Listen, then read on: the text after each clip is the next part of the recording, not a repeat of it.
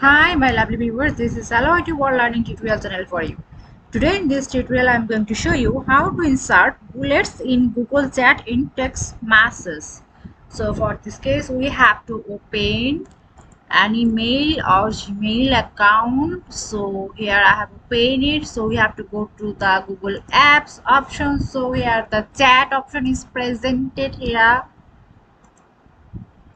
Is coming. So here we will go or send any kinds of file. So this file has been happened. So here when we are not getting any kinds of formatting options, so here the formatting options, so when we click here then we will get or find lots of formatting options. So what do we want some bullet points. So here this hello,